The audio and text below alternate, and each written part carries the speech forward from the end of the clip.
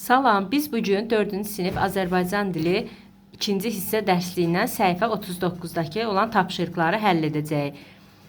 Tapşırıqlara keçməmişdən öncə kanalımıza abunə olmağı və bəyənməyi unutmayın.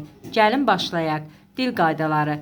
Çalışma 4A. Cümlələrin məzmununa əsasən fərqləndirilmiş sözlərin mənasını izah edin. Bu sözlərin hansı nitq hissəsinə aid olduğunu müəyyənləşdirin. A. Solmaz uzun hörüklərinə göy lent bağlamışdı. B. Göydə buludlar pambıq kimi görünürdü.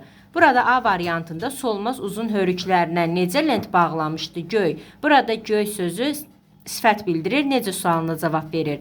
B variantı göydə buludlar pambıq kimi görünürdü. Harda göydə? Burada göydə harda sualına cavab verir, isimdir. Bu şəkildə çalışma 4A. Bunları bilməliyik. Sözlərin qrammatik mənasının müəyyənləşdirilməsi. Bəzi sözlərin hansı nitq hissəsinə aid olduğunu müəyyənləşdirmək üçün onun üçün cümlədə mənasına diqqət etmək lazımdır. Ağ tut şirin, qara tut düşməzə olur. Burada tut sözü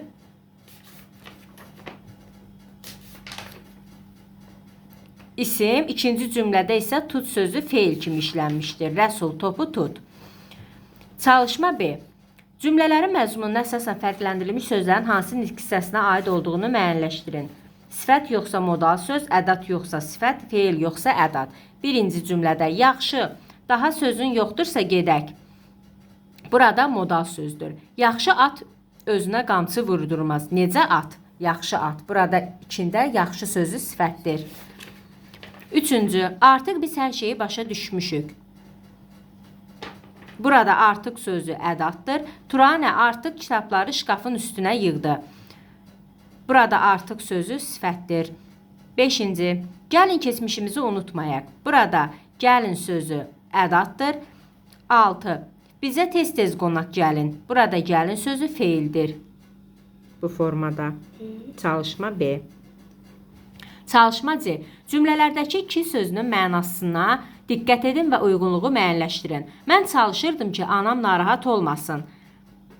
Sən ki, yaxşı hazırlaşmışdın. Birinci cümlə deməli aiddir. Cümlələr arasında əlaqə yaradır, bağlayıcıdır. Burada ki sözü cümlələr arasında əlaqə yaradır, bağlayıcıdır. 1B. 2. Sən ki, yaxşı hazırlaşmışdın. 2A. Cümlənin təsirini qüvvətləndirir, ədatdır.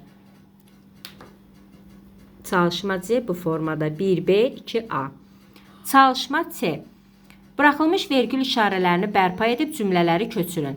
Sən ki, mənə söz vermişdin. Burada ki-dən sonra vergül qoyulmur. 2. Müəllim dedi ki, sabah təqdimat edəcəksiniz. Burada ki-dən sonra vergül qoyulur. 3. İndi ki, hamı razıdır, gəlin işlərimizi planlaşdıraq. Burada ki-dən sonra vergül qoyulmur. 4. Sən bilməlisən ki, böyüklərin məsləhətini dinləyən xeyir tapar. Burada ki-dən sonra vergül qoyulur. 5. Bizə xəbər verdilər ki, bugün məşğələ olmayacaq. Burada ki-dən sonra vergül qoyulur. Çalışma C isə bu formada həll edilir. Bugünkü tapşırıqlarımız bu qədər. Növbəti videolarda görüşənədək.